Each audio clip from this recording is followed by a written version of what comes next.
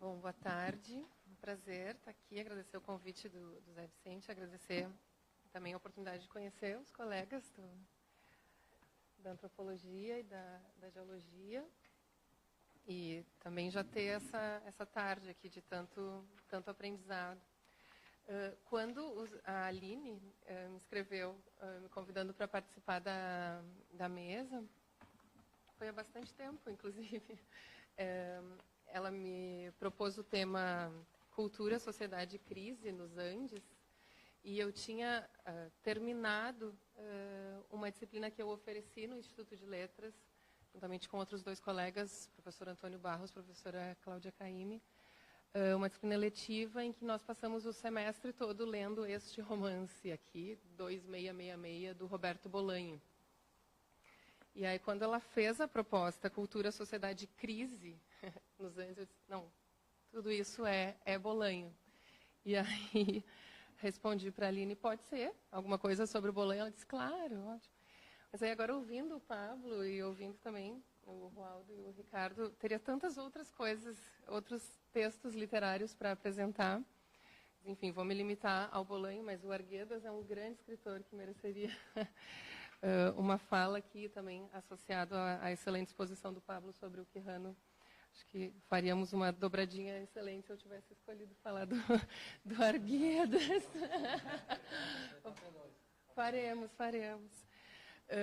Mas, enfim, o Bolanho, é isso, falar de Bolanho não é falar só de Andes, é falar de América Latina, mais do que qualquer coisa, mas o Bolanho ele é chileno, né? Então ele é um escritor chileno, ele nasceu em 53, no Chile, mas muito cedo ele foi para o México, e depois do México ele foi para a Espanha, onde ele morreu em 2013, ele morreu super jovem, com 50 anos. Então, em geral, se diz que o Bolanho é o escritor que entendeu a violência latino-americana, que, na verdade, ele deu forma à violência latino-americana. Para quem quiser aprofundar um pouco esse tema da violência na obra do Bolanho, eu indico os trabalhos do Vladimir Safatli. Safatli fez uma conferência magistral sobre o Bolanho, e aí ele tem uma síntese que é a América Latina como uma forma de violência e a literatura do Bolanho dando forma a essa violência. Tudo isso está no YouTube, ele tem um texto na coluna da Folha também sobre isso.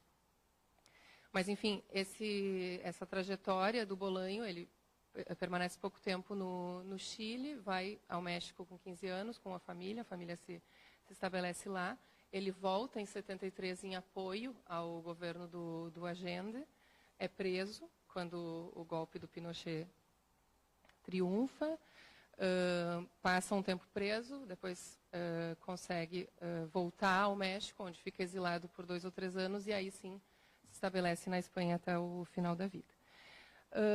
Eu resolvi, então, usar esses meus 15, 20 minutos para tentar convencer vocês a ler o 2666.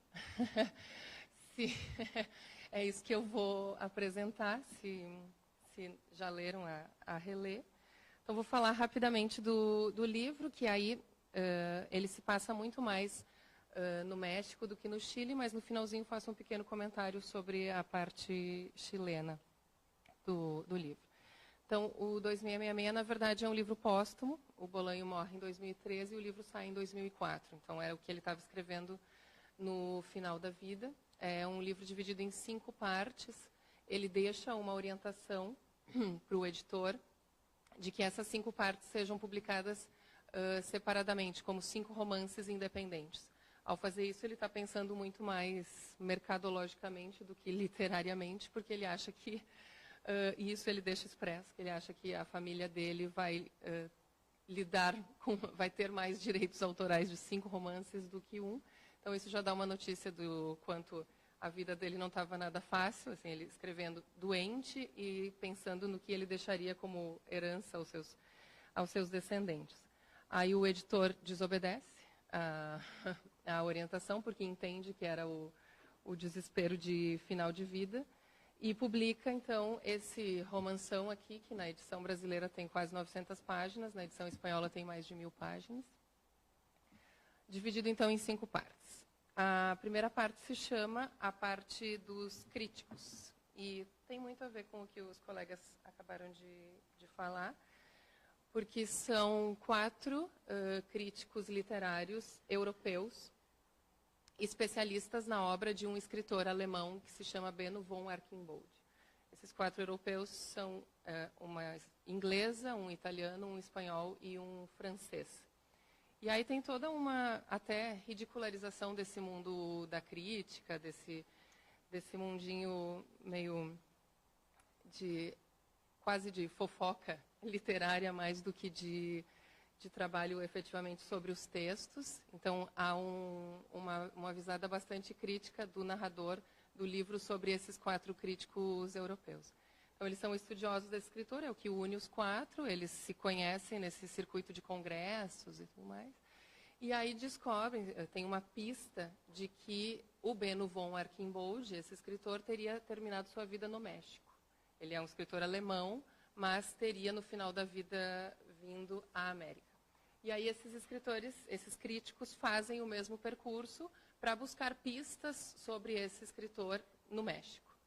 E aí, ao trazer esses críticos para a América, ele está, de alguma forma, reescrevendo a história da conquista, está, de alguma forma, mimetizando nesses críticos toda a nossa história dos colonizadores e tudo mais. Especialmente o crítico espanhol, ele se envolve com uma indígena, ele é extremamente violento com essa indígena. Então, naqueles 4 personagens ali está uma crítica bastante mordaz ao modelo europeu de colonização. Então, essa primeira parte trata basicamente de literatura, sempre se fala muito do quanto o Bolanho trabalhou sobre esses 2 temas, sobre a própria literatura, então ele é muito autorreferente, né, muito autoficção é um dos temas também do Bolanho, e sobre violência. Então, tem essa parte europeia. Esses críticos, ao chegarem no México, conhecem um personagem que é o Amalfitano, que é a segunda parte do livro, a parte de Amalfitano, que é uma espécie de alter ego do Bolanho, ou seja, ele também é um escritor, um intelectual chileno, professor, crítico literário, que vai ao México. Então, o Bolanho constrói aí no romance alguém que tem uma trajetória semelhante à sua biografia e que também estuda o Benno von Archimboldt. E aí, esses 4 europeus que chegam no México se surpreendem muitíssimo de que alguém no México pode estudar esse escritor tão sofisticado, né? E aí tem toda essa oposição entre o que é fazer crítica na periferia, o que é fazer crítica na Europa, e o quanto o Amalfitano tem que, de alguma forma, mostrar que o que ele escreve ali também tem um grande valor, e aos poucos ele vai demonstrando o quanto muitas informações relevantes sobre esse escritor Benno von Archimboldt, ele, Amalfitano, um latino-americano, um crítico latino-americano, tinha feito e tinha chegado. E aí então tem todo esse paralelo entre os críticos europeus e o crítico latino-americano. Então, esse grande contraste entre o que é escrever tanto literatura quanto crítica no centro e na periferia. A segunda parte também, então, de alguma forma, fala de literatura, mas de literatura na América. Então, vejam que o livro todo vai, de alguma forma, tendo um concatenamento entre as 5 partes. A primeira parte sobre literatura, a segunda sobre literatura na América. A terceira parte é a parte de Fate. Fate é um jornalista estadunidense que vai até o México, então que cruza aquela fronteira para cobrir uma luta de boxe. E aí, ao ir executar esse trabalho, ele começa a ter acesso a toda a realidade de violência mexicana. O livro está ambientado em uma cidade fictícia que se chama Santa Teresa, que, na verdade, é uma alegoria de Ciudad Juárez, que é essa fronteira violenta entre Estados Unidos e México. E ali ele começa a ter contato com uma série de assassinatos de mulheres, feminicídios, que aconteceram nessa região. Ele acaba se interessando muito mais por isso, o Fate, esse jornalista, do que pela luta de boxe que ele foi cobrir. E ele vira uma espécie de detetive desses assassinatos aí e começa a registrar esses assassinatos. Então, essa segunda parte, há uma migração, ele fala sobre... É uma parte ainda sobre literatura, de alguma forma, mas uma literatura que está se colocando mais próxima do jornalismo, da investigação, e aparece esse personagem que é um detetive, e o Bolanho gosta muito de jogar com essa função do escritor ser um detetive também, da literatura, de alguma forma, servir para descobrir coisas. E aí é nesse momento que a literatura também, o texto é quase lido como um romance policial, no sentido de que, bom, há um crime a ser desvendado e há algo a ser revelado no final. Que o Bolanho, de alguma forma, utiliza esse modelo da literatura policial, mas implode o modelo porque ele não quer chegar a um fim, a uma resolução, a nada disso. Então, ele usa algumas dessas formas, mas não de forma totalmente integrada ao que a gente entende como literatura policial. A parte 4 é a parte dos crimes, e aí essa é a parte que a gente tem que ler parando e tomando água e respirando, porque o Bolanho registra um a um mais de 100 feminicídios. Então, aquelas pistas que o Feit encontra na parte anterior, na parte 4 são todas colocadas ali. E aí ele registra um a um aqueles feminicídios. A mulher tal foi encontrada morta, foi estuprada, descreve como que o corpo dela foi encontrado, termina essa descrição, passa para a segunda e é isso. Tem uma crítica que escreveu sobre o livro, que é a Graciela Esperança, que ela deu nome a essa forma de narrar, na parte 4 do 2666, da estética da série, da lista. Então, essas listas, essas classificações, essas séries, foram a forma como o Bolanho encontrou de traduzir conceitualmente a urgência por nomear o inominável. Ou seja, como que eu vou narrar o horror de mais de 100 feminicídios?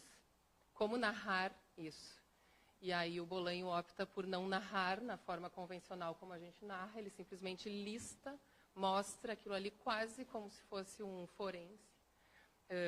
E a experiência de leitura é um choque completo. Exatamente isso, é uma acumulação de violência e aquilo que a gente tem como interação com a leitura é também um choque de violência. Então, é sobre isso que é a parte 4, que é a parte dos crimes, e aí aqui o tema dessa parte é já a violência. Então, lá da primeira parte vinha a literatura, depois a literatura na América, essa literatura mais jornalística, e aí jornalística já migrando para jornalismo e violência, aqui sim, bom, a violência suprema e a impossibilidade de narrar essa violência. Então, como narrar essa matéria.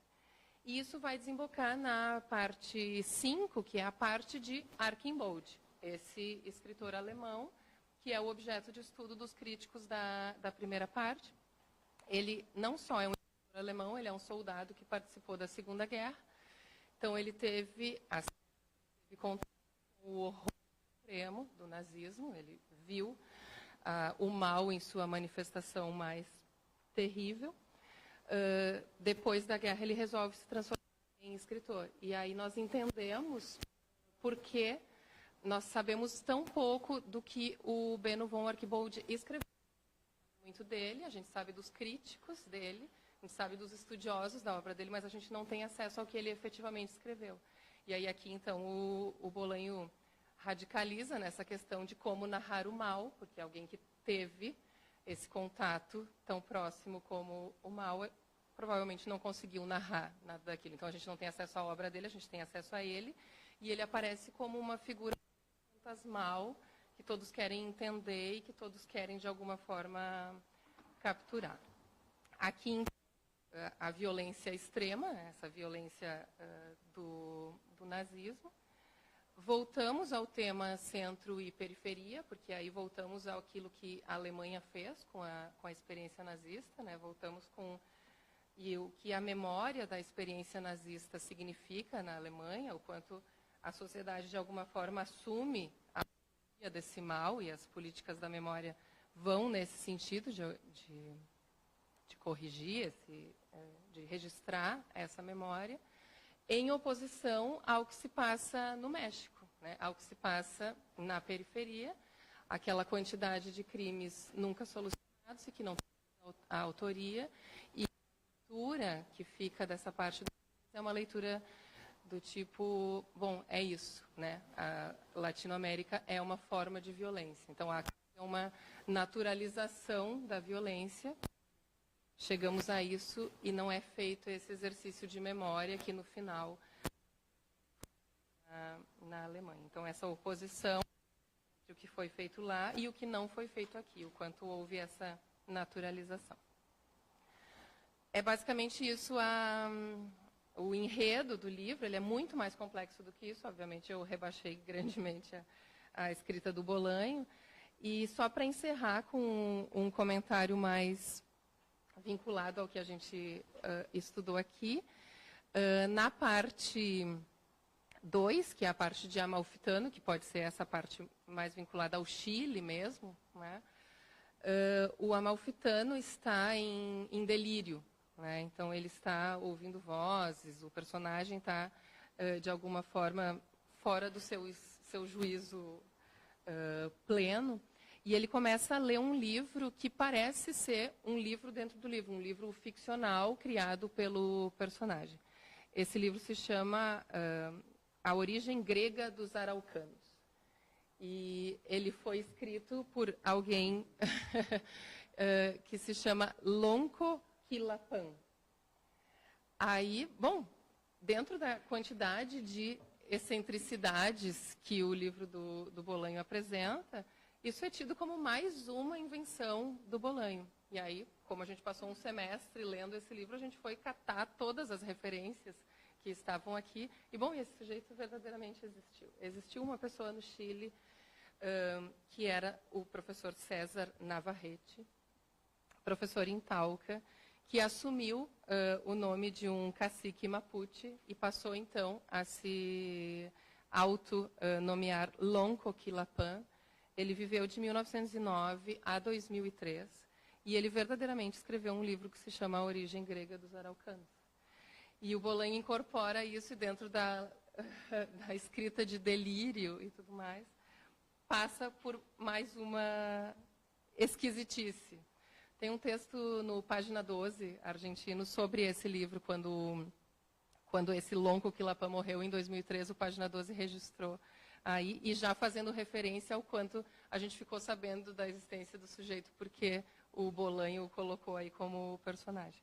E aí, nesse livro, segundo o que nos informa o Bolanho, ele tem toda uma explicação sobre o quanto os indígenas, os araucanos, tinham alguma relação com os gregos, como usavam a telepatia para sua comunicação, e tenta explicar a genealogia do Bernardo O'Higgins, que é o libertador, independentista chileno, como sendo um descendente dos araucanos, e, bom, aquela mistureba. Tá? E aí, enfim, o Bolanho usa essa excentricidade. A gente está falando aqui de apropriação, né? Está falando de apropriação de toda a complexidade indígena por esse sujeito para explicar, no fim, a valentia do herói independentista como vindo da força mapuche. Mas o Bolanho aproveita o fato de esse livro, aí, A Origem Grega dos Araucanos, ter sido publicado em 1974 para falar de ditadura, para falar de apropriações, para falar de versões da história, de história em dúvida, de o quanto se conta uma coisa e depois se finge que foi ficção, finge que foi mentira, e o quanto a literatura, de alguma forma, tem uma função nesse registro de narrativas que não foram as narrativas oficiais. Né? Então, para encerrar com um comentário sobre os Andes e sobre essa parte mais indígena que está aí, cito esse episódio. Mas, enfim, é isso. Estou disponível para o debate e espero ter convencido vocês a ler. Não, se não o 266, que é meio assustador na quantidade de páginas, pelo menos alguma obra do Bolanho. Ele tem um livro que é muito mais de matéria chilena, que se chama Noturno no Chile, sobre a ditadura, que é um grande romance também. Mas, enfim, é isso. Obrigada.